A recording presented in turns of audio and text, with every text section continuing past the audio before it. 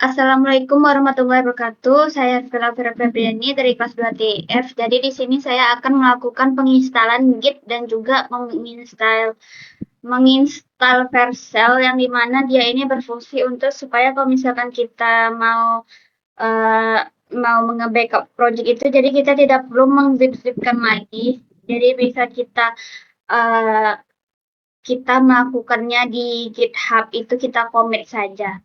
Nah, langkah pertama itu kita melakukan download dan install Git dulu, yang dimana saya sudah melakukan install Git-nya. Kemudian untuk mengecek apakah itu Git-nya sudah terinstall atau belum, kita melakukan Git version.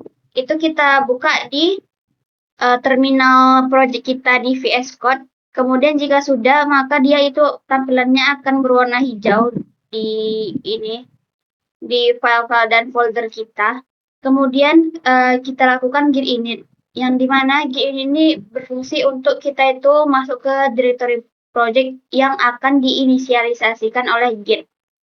Nah, kemudian setelah git init, kita lakukan lagi git status, yang dimana nanti dia ini udah nggak hijau lagi, berarti kayak semua file dan folder yang kita ada di VS Code itu dia udah masuk ke gitnya. Nah, kemudian itu kita akan melakukan git add. Di git add ini kita tuh memasukkan filenya itu ke dalam staging area.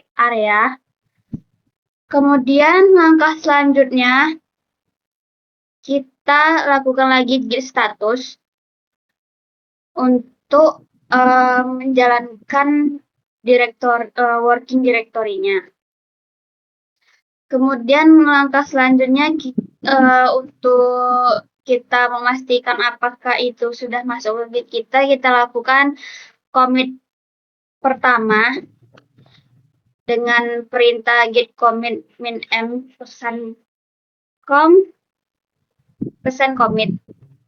Nah, pesan commit ini dia bisa berupa informasi atas perubahan yang kita lakukan. Contohnya ini kayak first commit kan, saat di working itu dia udah berisi dari untracked file ataupun new file. Kemudian untuk ngecek lagi, kita lakukan git status lagi. Nanti dia bakalan ada notifikasi on branch master, nothing to commit, dan working tree clean. Nah, selanjutnya kita untuk melihat riwayat commit-nya sudah kita lakukan itu, kita memerlukan untuk menjalankan git log min one line. Nah, selanjutnya kita melakukan inisialisasi GitHub. Yang pertama itu kita buat repository baru, kita buka GitHub-nya terlebih dahulu. Nih, kita buka GitHub nih kan. Nah, nanti kita kan kita klik profil kita, terus kan ada your repository. Nah, jadi habis buka your repository ini, nanti ada itu new. Mana dia? Nah, kita klik new ini. Nanti nanti kita isikan nama repository name-nya. Terus ini kita private. Nanti lalu kita create repository. Nanti dia itu bakal otomatis ketambah gitu loh di direktorinya kita. Nah, kemudian itu selanjutnya kita melakukan konfigurasi identitas dengan user.name dan user.email. Yang pertama kita lakukan user.name, yang dimana ini saya menggunakan name-nya itu Herviola sesuai dengan GitHub saya. Git config user.name kutip 2 Herviola, terus kemudian kita lakukan mengisikan email kita dengan git config user.email itu herviola23ti @pcr.acid. Ya. Nih. Terus langkah selanjutnya itu kita akan melakukan git config list. Git config min list, yang dimana dia ini bertujuan supaya kita itu bisa melihat tadi itu udah ke setting nggak nama sama emailnya nih.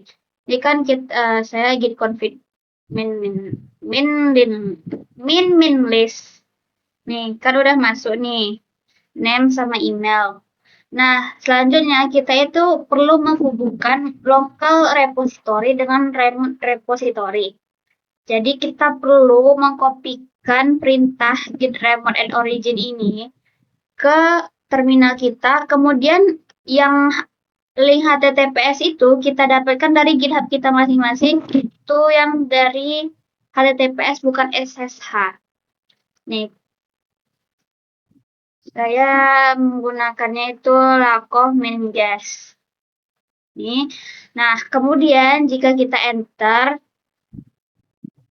dia nggak bakal muncul notifikasi apa-apa, terus kita akan melakukan git remote min-v. Nah, setelah git remote min-v, dia muncul nih ada dua origin. Yang pertama itu sebagai fetch, kemudian yang kedua itu sebagai push. Selanjutnya kita melakukan git push, yang dimana git push ini dia itu kayak mengirim snapshot lokal ke remote repository-nya. Nah, nanti kalau kita git push ini kan dia bakalan muncul nih warning fatalnya itu the current branch master has no upstream branch. Jadi kita perlu menjalankan perintah git push min set min upstream origin master. Nah, kemudian kita running, maka akan muncul nih branch master set to track origin master, itu tandanya udah berhasil. Nah, kemudian itu selanjutnya kita beralih ke deploy Vercel. Kita buka dulu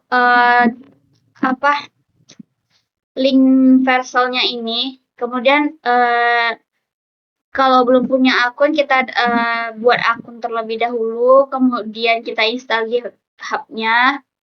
Nah, kemudian itu jika sudah, nanti dia itu bakal masuknya itu kayak gini. Nah, nanti otomatis itu tuh nanti bakal ada akun kita, terus kita buka domainnya.